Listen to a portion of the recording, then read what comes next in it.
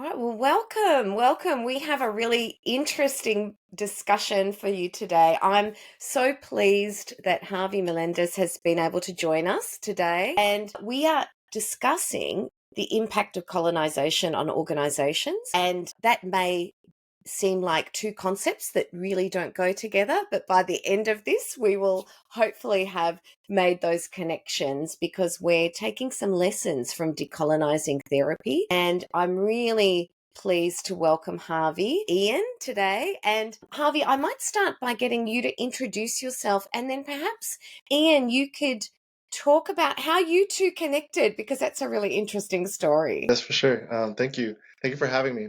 So my name is Javier Melendez. I go by Javi for short. I'm a licensed clinical social worker in Texas and California in the US.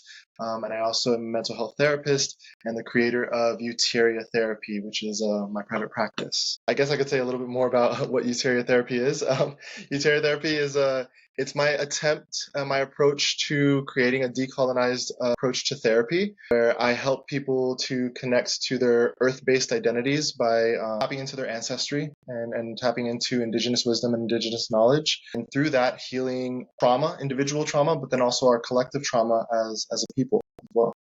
And Harvey, where are you today? Let's situate ourselves in the land that we're on. I'm coming to you from the Wurundjeri, from the lands of the Wurundjeri people. And Ian, I think you're in the I'm on same. the unceded lands of the Djajawarung people who are part of the Wurundjeri Nation. And Harvey, where are you today? And I'm on the Coahuiltecan territory, which contains a lot of different people groups, but Coahuiltecan is what we refer to them as.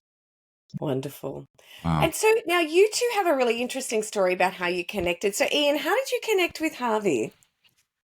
Well, when I went cold turkey on Twitter, I moved across to Threads and discovered Javier posting about Euttierian therapy and decolonization, which both resonate with me very strongly with my background in environmental psychology, the book that I'm putting together at the moment with First Nations writers about, I guess, trying to decolonize Western society's relationship to place and reconnecting people to nature. I've done work in the past around the health benefits of contact with nature. So I started reading Javi's posts and it all came together. And I reached out to Javier, I think via your website, Javier. I stalked you and found you and wrote to you. And we started a conversation through email about the way that our respective interests overlap. Yeah. And I having lived in the US and having just come back from the Americas, South, Central, and North, I was really inspired by the work that Javier is leading. I think it's cutting edge. Fantastic. And so let's go to that a little bit. So Javier, what is your journey of decolonization yourself? Because I think we're talking about that term, but people might not really be aware of what that concept is. I think in when you live in countries like Australia, you've got a sense of it, but let's not assume that we understand what that is. So, perhaps if you could tell us your story and how you came to this and what your understandings are, and then we can get closer to that. Absolutely. So I think it's really important to recognize that when we say decolonization, it's not meant to be a metaphor. It's very literal. What it means, it's a dismantling of colonial and oppressive frameworks that have shaped our reality as we know it today. And recognizing that we have dismissed and marginalized a lot of indigenous and non-Western ways of thinking and understanding of how to create the world, and allowing ourselves to bring that back, and to give opportunity, to give voice to those voices that didn't get an opportunity to create the world that we currently live in right now. And how did you come to this? What's your journey? So you're a therapist, you're a clinical therapist. How did you come to this kind of way of looking at the world? Because obviously this is the way you look at your practice as well. And so, Yes. yeah, tell us a little bit more about that. Yeah, absolutely. So it's both. I come at it from both a professional perspective, but also a personal perspective. Professionally speaking, much of modern day psychology is Western psychology, and it's very Eurocentric. So it's not really taking into account the way that Indigenous or non-Western people groups would have understood the mind or the psyche. And so as a result, all of our mental health care practices are also from this Western psychology framework, which comes from this colonial framework as well. So everything that I've been learning in my training has been from that framework, and I'm realizing that it doesn't really give space, and it's not always as applicable or relevant to people that are coming from more Indigenous and non-Western frameworks. So that's one aspect of it, of how I got into this and wanting to shift how I do my practice. But the other aspect is more personal. My family is from Ceiba, Puerto Rico, which is the oldest colony in the world. It is a colony of the U.S. Although many people may not necessarily recognize it as such, it is still a colony of the U.S. Mm. And as a result, we have lost a lot of our Indigenous ways. And I've been on a journey of reconnecting with my own heritage, my Puerto Rican heritage, but then also my Indigenous heritage. I'm a member of the Hiwayawa Taino of the Caribbean. That's what's really been helping me do this reconnection journey and to find what does it mean to re-indigenize myself and to decolonize myself as well. It's really interesting. And Ian, how does that relate to the work that you do around, or the way that you think about health and place? And what are you thinking about when you think about these concepts? What does it mean for you? I should have added, when I was commenting about how I met Javier, when I went to his website, I was astonished to find Javier's blog went into great detail celebrating the work of Dr. Tyson Yokopun, who's a First Nations author from Australia, who is based at Deakin University, where Josie and I used to work in the public health field. So our worlds definitely overlapped, which I guess is a segue into answering your question. The book that I'm working on, I've had the privilege of sitting down with some amazing First Nations contributors who are yarning about country, and this notion of country is so five-dimensional. It's probably 6 or 7-dimensional. It sort of wipes the floor with very Western concepts, because in the world of environmental psychology, we have this notion of sense of place, which is a kind of a cliche in Western world, although the ancient Romans talked about spiritus loci, which is the spirit of place. I think all people have got the capacity to think about country or dream about country, which is every single thing around you. You belong to it, and you have a responsibility to care for it. It provides you information about how to move through this world and this life. It gives you guidance about the world that your ancestors.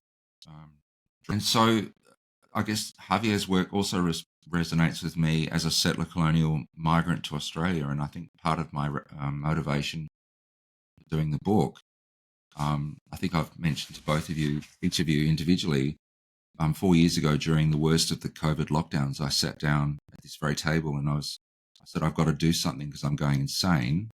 I think I started writing about my own journey as a settler colonial in Australia and trying to unpack place. So Javier's work integrates completely into that space, and I'm hoping that I can draw on some of the knowledge and wisdom that Javier holds in this work. I've been carrying around Sand Talk by Tyson Yokopun for about 4 years. It's like a talisman. I carry it everywhere as a sacred object, but it's almost too overwhelming to read. It's like I don't know. It's like this. It's just like standing in front of an explosion. There's so much information in it that I struggle to wrap my white colonial brain around it. This is a book about Sand Talk. It's a book about knowledge. It's a book about two ways of learning. Actually, Harvey, why don't you talk about this? Because you've read every page. I've managed to get halfway through it. It's definitely one of my favorite books. It's definitely I would consider it a sacred object for myself as well. I refer to it very frequently. So the title of the book is Sand Talk: How Indigenous Thinking Can Save the World. I love that title. I think it's very fitting. I think that Tyson Yokopun did a really good job at presenting an idea that could potentially save the world. He teaches how to think indigenously. He shares these five minds, which are 5 very common ways that many different Indigenous groups practice, and how if we start thinking through these 5 minds, we can change the world. We can save the world. The way he writes it is coming from like a sustainability lens, like an eco lens, and he coins this term sustainability agents, and I really like that idea. And yeah, so I think a lot of my work is trying to help individuals learn how to think more indigenously, because we are all indigenous on this earth. And so how do we come back to the roots, come back to the land, and learn how to live with it and in harmony with all the rest of life on the planet.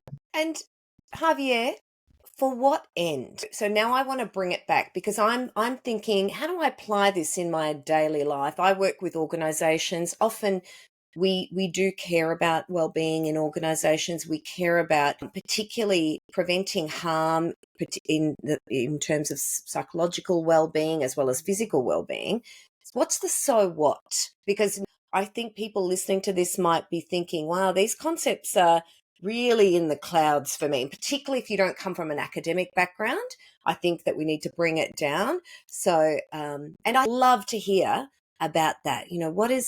What does it mean for you? Maybe what does it mean for you? What does it mean for me? Yeah, absolutely. I really appreciate you kind of bringing it down to the more practical level. I think something that's really important about this process of decolonization is that what we're doing is we're allowing ourselves to give more voice and inclusivity to the knowledges and to the people groups that have carried the knowledges that have sustained us as a people on this planet for I don't know how long, like a very long time.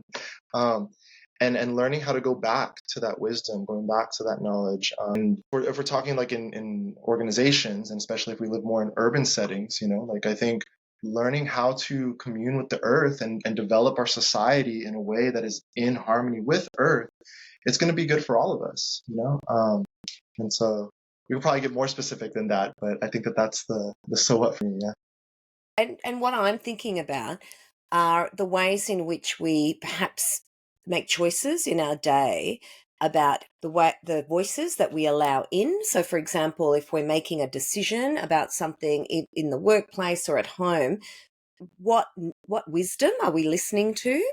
Where does that wisdom come from? And are we missing? Because I think what we're talking about here is we are missing the opportunity to use the wisdom, to your point, Javier, the people that have sustained us for so long, our ancestors, our Indigenous brothers and sisters and uncles and aunties.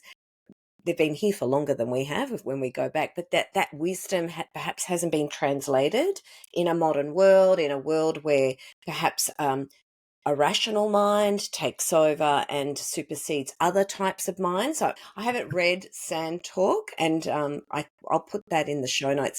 That's going to be on my book list. So I think for me, it's about perhaps making different choices about where we search for knowledge and also the type of knowledge that we see as valid. And particularly today, I think about where information comes from and the rhetoric around fake news and the reality of fake news, because I think there's a rhetoric and a reality around that. That's a real problem for me. What do we listen to?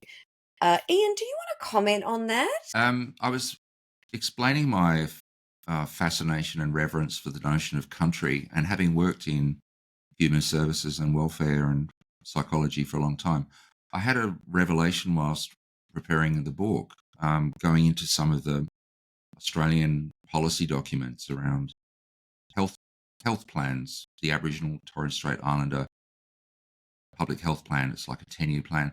There's a whole section on there on country, and one of the things that it says is that from an Indigenous Australian perspective, if you are on country, you are home.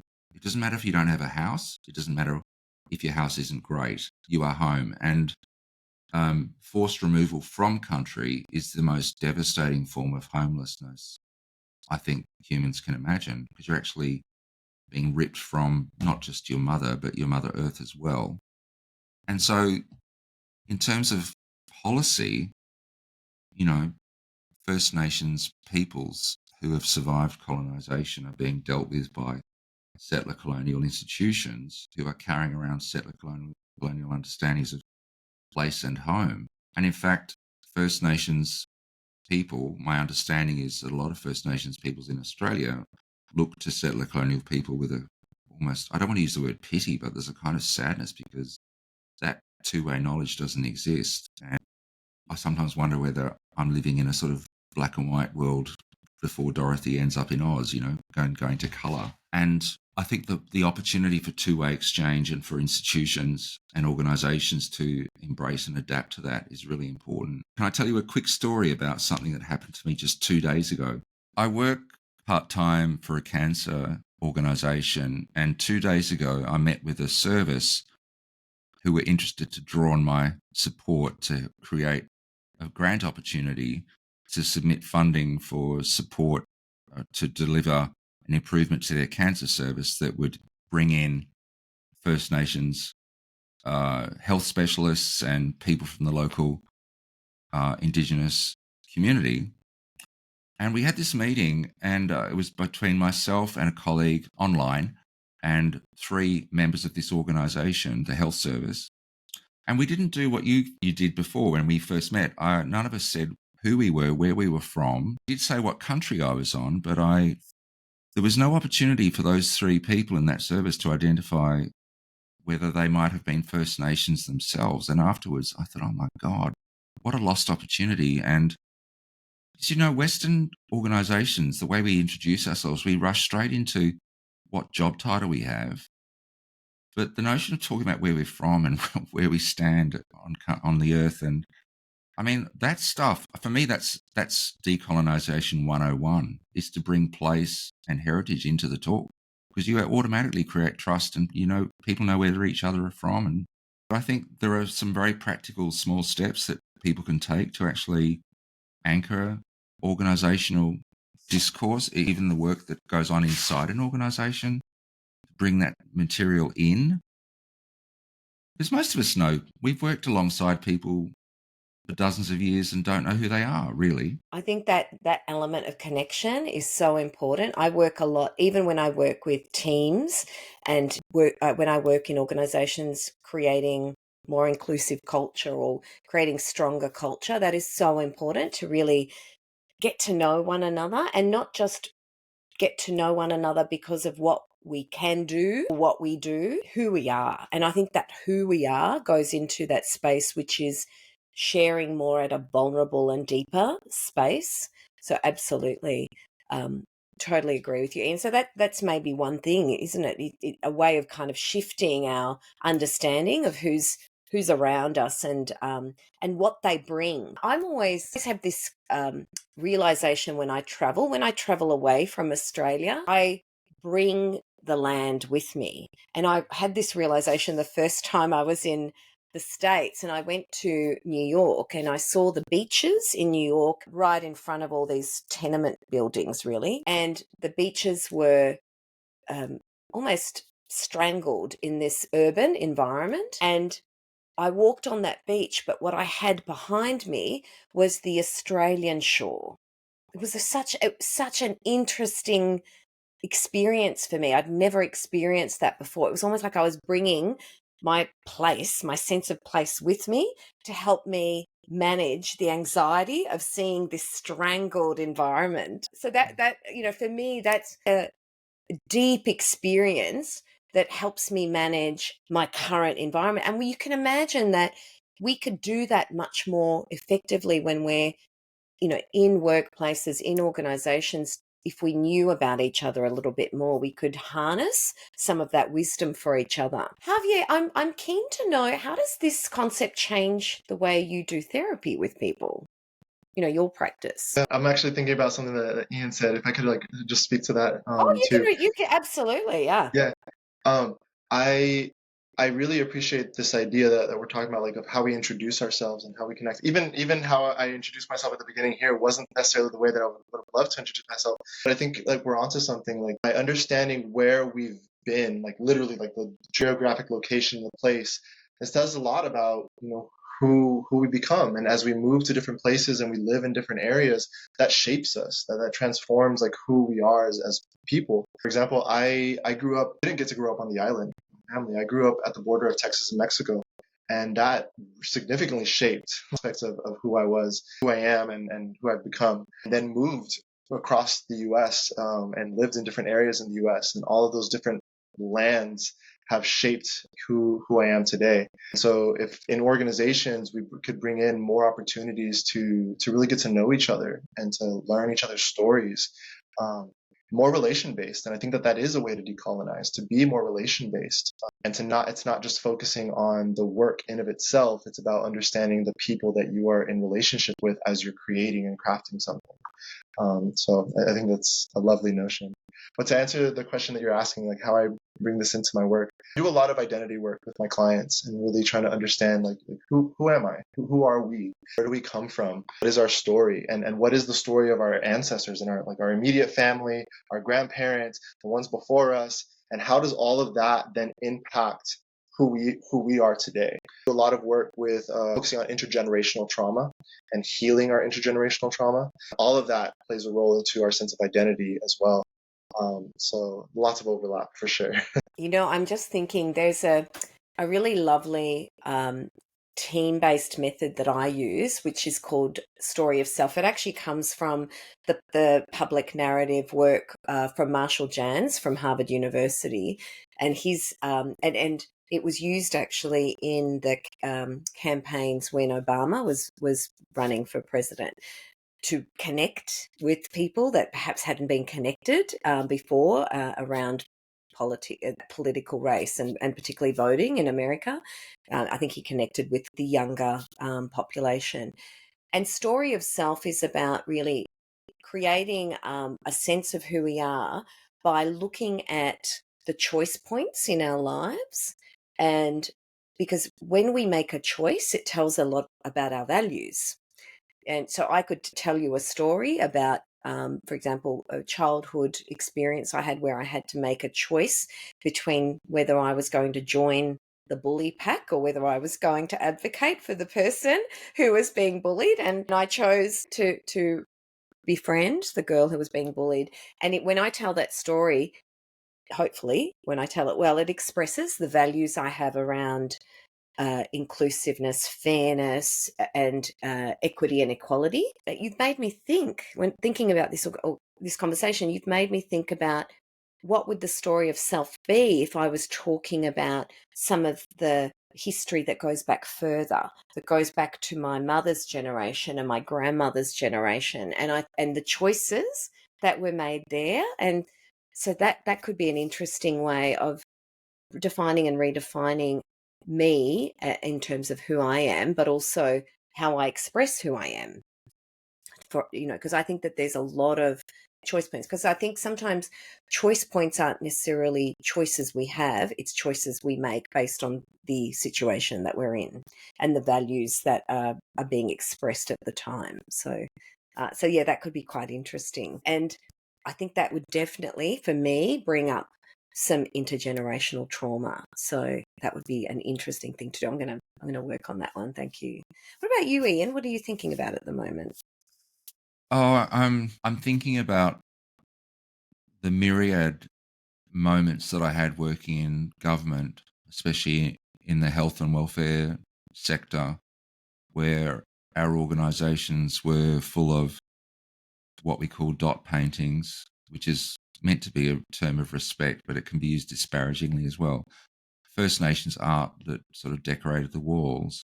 And I worked closely at the time with a Euttierian woman who'd been brought in to head up the Aboriginal team, but she quickly realised that the paintings were, I wouldn't say smokescreen, but they were an inauthentic or possibly half-baked response to trying to acknowledge country and acknowledge intergenerational trauma. And she said to me as an aside, she said, it doesn't matter how many dot paintings you stick on the wall if you're actually not going to think about how you actually do the work. And she was brought in as a change agent, but then when she started to want to create change, she became sidelined in a way. She left in frustration. And interestingly, I mean, she wasn't just sidelined by the power structure within the organisation. She was sidelined by some members of her own team who for whatever reason, felt that she was presenting a concept of indigeneity that they didn't like. She was trying to straddle two worlds, I guess, and she'd worked in the business sector And of as course, well. this is the thing: we don't have homogeneity in that in either side, because we often talk about business like there's a homogenous sort of array of businesses and groups, and they all work in the same way. And I think we do the same when we talk about identity and when we talk about groups. Any time we're talking about groups, we run the risk of that. There's diversity within groups, right? And so, and diversity within that indigeneity, like you say. And so there is a skill in boundary spanning.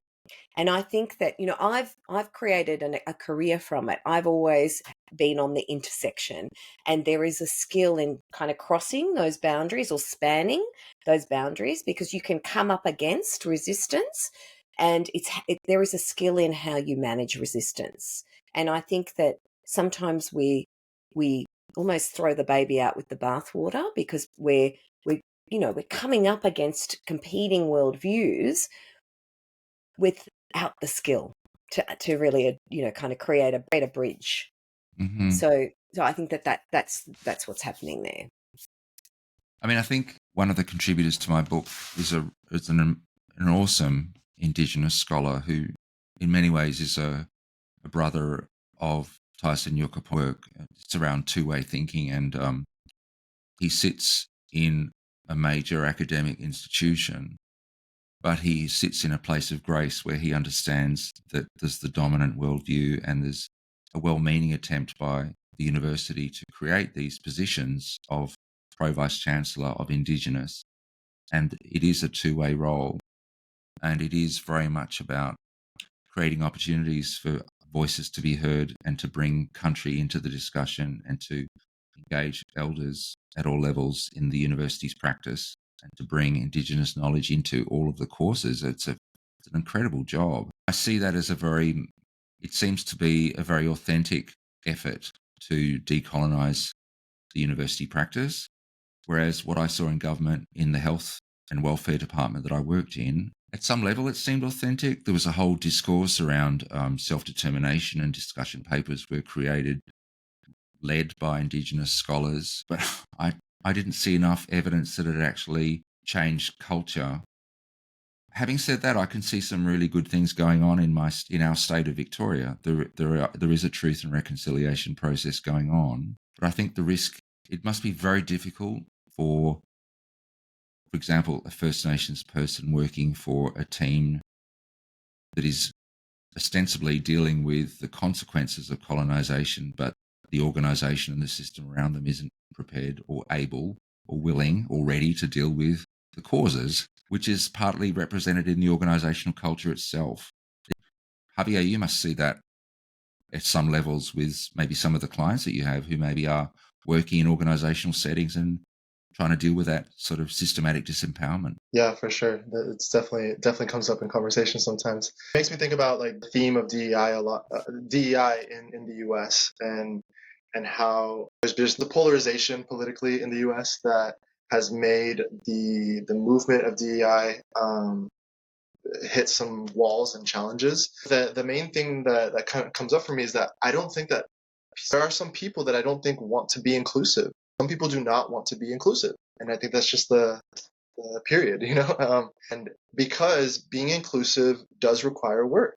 Being inclusive does require acceptance. That means that things are not going to be the same, that things are going to change, because as you bring new ideas and new people in and you create space that allows for the diversity, it's not going to be what we're used to, and some people are very afraid of that. Some people are very afraid of the status quo changing and shifting and no longer being centered as a result of that inclusion. And so it makes sense that there's resistance because people are afraid of that. But I do think that, if diversity is a sign of health in ecosystems, the more diverse an ecosystem is, the more healthy it's going to be. The more homogenous an ecosystem is, the more likely and the more easily it is to be wiped out. And so in thinking about organizations and society and culture, if we want to homogenize ourselves, then we can, but it runs the risk that we might get wiped out a little bit more easily. diversity is what makes us stronger. I really Have, love that. And that's very telling in nature and in organizations, institutions, and in life. Mm-hmm. Javier, I'm just curious, have you had any opportunities to take your decolonization Euttiera work into an organizational setting? It occurs to me, I'm not trying to give you advice on how to monetize your brand, but it seems to me that there is a place for that discussion to be had within organizational settings. Yeah, as of now, no, I haven't. But the way that I conceptualize Eutteria therapy, I want it to be addressing both the individual level, the group community oriented level, but also like the larger societal level. I sometimes feel that maybe I'm a little too ambitious in how I conceptualize this idea, but essentially, just to kind of give a little bit more understanding of what Eutteria therapy is, the word Eutteria is an emotion word that I have adopted from Glenn Albrecht, who is an environmental philosopher from Australia as well. And Eutteria is the emotion of being at one with the earth and all of its life forces. So my idea, Eutteria therapy, is a therapy that helps us to kind of re-experience that sense of oneness and harmony with the earth and life. I see my work as being an attempt to shift the culture. So I'd love to bring, Eutteria therapy into organizations and to support on how to shift the culture to be more in connection with the land and with in relationship with each other. That'd be really cool. Javier, can you explain, or maybe just give me a sense of what are the practices? So maybe there's some practice that you do already, Mm-hmm. and then we'll see if there's applications in organizational life, because I can help you make that transition perhaps, and so can Ian. But what do you do? What is it that you do? What's a practice that maybe we could learn from and Yeah. shape for organizational life? Yeah, so before I answer that question, I should preface that my main focus in my work is to address trauma. That is what my focus is, and both individual trauma, but also collective trauma. So one way that we do that is by teach my clients about different ways of knowing. I find that one of the most powerful ways to experience healing is through education, by learning and understanding what's happening inside of me. And so the Western way of knowing, is very objective, very based on scientific method, very linear. It's like, cause and effect. And then while that is valid and we do incorporate that, there are other ways of knowing. There are other ways of understanding. And so I aim to help my clients to understand how they can understand their experience better. One example of a way of knowing is through embodiment and listening to our bodies. Our bodies speak to us. Our body tells us stories. Sometimes in the context of trauma, we can't always verbalize what it is that we've gone through. It's more of a felt experience. And so by tapping into the body and listening to what the body is saying, it allows us to figure out, well, what is needed to heal. And so in my work with clients, I'm not necessarily the one that's bringing all of the therapeutic techniques. I also tap into their ancestry, their stories, their life experiences, and I let them co-create with me the healing practice that we then develop for the session in of itself. So kind of like decentering myself as an authority and allowing them to be their own authority for their own healing process. So that's one example how I approach this. And that is, because in some ways the therapist as the authority is a very Western way of doing Mm-hmm. therapy, right? So, Mm-hmm. and so I love that co-creation, and that the ways of knowing I think could have a lot of application. I was just doing a webinar yesterday on teams and how to create teams once you have disruption in an organization, and part of what I was talking about was how we can intervene sometimes when we sense something isn't quite right, and we're not going to see that in performance results necessarily, or in the scorecard, in terms of say it's a project manager, you're not going to see that in the project management scorecard, but what you might get is a gut feel or some Mm-hmm. kind of bodily sort of sensation, or even just a discomfort, and it's very much it's very much a embodied sort of sense of knowing. And what I was encouraging people even on that webinar was to tap into that. That is actually a fantastic source of knowledge. And in fact, there was just some recent research that interviewed over 1,000 leaders globally on what made their large-scale transformation projects successful. And the differentiator was that those leaders that tapped into that sense of knowing and then did something, acted on it, created turning points for the whole transformation program that ended up being successful. The ones that didn't talked about stories of really not achieving the original transformation goals. So we can see that intuitive sense, or that those other ways of knowing that don't come from the spreadsheet in front of me, or the report in front of me, or the objective measures that I've created at the beginning, because I think I can create the future by measuring some dot through data. And I'm an evidence girl, so I actually really appreciate that evidence-based approach. It has its place, but it is one way of knowing. So I really appreciate that, Javier. I think that there's a lot of application there. Absolutely.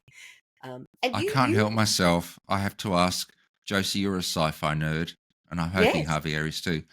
It occurs to me that, bear with me, that Star Trek represented a decolonized approach to space travel. Because when you think about it, hang on a minute. Well, the power structure was, I guess, white, male initially, but it had a pretty diverse crew, right? They did that. Even in the 60s, they created a diverse crew on television for the first time on television. But also their mission wasn't to go and colonize planets and strip the resources. The it was Prime to Directive, in fact, discouraged that, yes. And Javier, what about do you know what we're talking about? I feel like maybe Javier. I do. I'm following. I'm right there with you. So 7 of 9 was colonized by the Borg, but she was decolonized later. That's right. I rest my case. And interestingly, the bad guys were the race or the species that had as their primary mission colonization. I need to Google this. I'm sure some geek out there has done a PhD on decolonization and the role of Star Trek. And 7 of 9, I'm sure, even more specifically. Absolutely.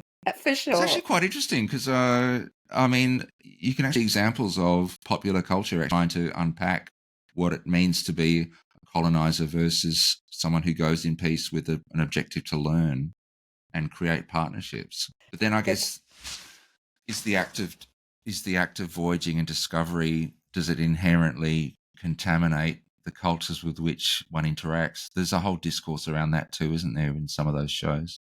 Anyway, I think I'm going to put my mute button on again. The worldview that I always have front of mind, because I have a personal mission, to increase the level of collaboration in our lives, in our world, because I believe that if we were truly collaborating, then that would solve a lot of the big problems in the world. Because collaboration, for me, true collaboration isn't colonization. It's about bringing the strengths of both parties or many parties together and creating something new. And I think that maybe voyaging into the unknown, like Star Trek, voyaging into the unknown and seeking through curiosity and exploration is that first step in terms of true collaboration, because that's a very different purpose than voyaging into the unknown with the mission to dominate and suppress the qualities of another, of the other. And I think that what we see a lot, we see this playing out in, politics. We see this playing out in organizational behavior. We see this playing out in therapeutic practice too. We have some therapeutic practice that really seeks to minimize certain aspects over others, and I think that what we want to encourage is a way of amplifying the diversity, and nature does that. And you're right, Javier. Nature, by its very design, amplifies diversity for sustainability. So I think that we're there in terms of our thoughts, but not aspiration. In terms of our practice. One final Star Trek question for Javier. Do you think Councillor Troy was practicing decolonising approaches when she... I always wanted to be her. She would walk around the ship having conversations which actually improved team culture, but also supported people on their own personal journeys. I only recently started watching Star Trek, so I've only seen the more newer ones, like Star Trek Discovery and stuff, because my partner got me into it. You have to go back to the old stuff. Got to go Javier. back. I gotta watch the old stuff, yeah. Once you've met 7 of 9, there's no going back. That's right. I think that there is a point where organizations and particularly I think leadership development is moving towards a more personal style of leadership, which is about connection, but it starts with acknowledging that vulnerability is part of leadership. So leaders acknowledge they're vulnerable and therefore can connect. And I think that there is, a lot of the leadership development programs that I've been involved in the last decade have had that component. I think where we need to move to, though, is a more collective approach to leadership, because almost what we're doing is we're creating, by aspiration, we're creating leaders that have that ability to connect, but then you need to change the environment to support connection and true collaboration. And I think that that's the next step. And particularly, I think that inclusiveness and understanding true diversity is important there. Okay, so I've got a curveball for you there. From my perception of Indigenous culture is that it venerates wisdom of the elders, and yet so many of our organisations don't employ anyone over 50 these days. I don't even bother anymore. In fact, I was told anecdotally that people in the department where I worked wouldn't employ anyone over 50. So their rhetoric was about having fresh leadership, but it usually meant young people who had no content knowledge and no experience, and the organisations stagger and totter as a result. Yeah. My dream is for a world where institutions also venerate wisdom and actually allow older people to maintain positions of leadership, even as mentors. I mean, having a place for them within the organisation. Sadly, I just think my time is up in terms of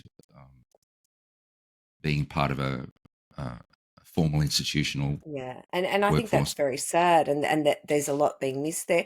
Javier, do you see, what's the utility, or let me use another word, what's the benefit and the wisdom that comes from the wisdom of elders in the work that you do, or perhaps in what people bring through their journey of looking at their ancestral wisdom? I multiple thoughts running through my head. I have some clients that are older and that have been expressing a very similar sentiment of just like difficulties in finding work because they are aging out of the age range that is like the ideal for their particular profession. Just like the impact that has on them psychologically, their sense of identity, their sense of worth, their sense of like what they can contribute to the society and stuff. And I find it really sad because there is a wisdom there. Like, obviously, with lived experience, with professional experience, you're doing the work, but our society is designed in a way that doesn't really allow for older generations to have a place where they can feel like they can contribute. And we're missing out. Like, again, going back to this idea of diversity, right? Like, if you are not including those voices of people who have lived much longer and have the life experience and just the wisdom from lived experiences, you're missing out on things that could really help to support the organization and the things that you're trying to develop as society. This book that I'm reading, Decolonizing Therapy by Jennifer Mullen, she talks about the idea of supervision. So usually as therapists, it's recommended that we have a supervisor, someone that we can go to for advice. And she suggests the idea of intergenerational supervision, where you are providing supervision for each other. So you have someone who's older and someone who's younger, and you alternate. And so some days the older person is giving advice to the younger person, and other days the younger person is giving advice to the older person to improve the dynamic of therapy. That's a great idea. And in fact, when I used to work at Telstra, we had reverse mentoring. But I like the idea of alternating, because I think what the program that I was involved in, it was reverse mentoring, where younger people are mentoring some of the older people in the organisation, mainly around digital engagement. But I love that idea that it can go both ways, because the role of mentor, of course, I mentor a lot of people and I learn from them all the time. So to think that the role of mentor is a fixed role is crazy. We've got to wrap up the conversation. We have talked in many different circles around many different topics. We've weaved together many different topics today around this concept of decolonization.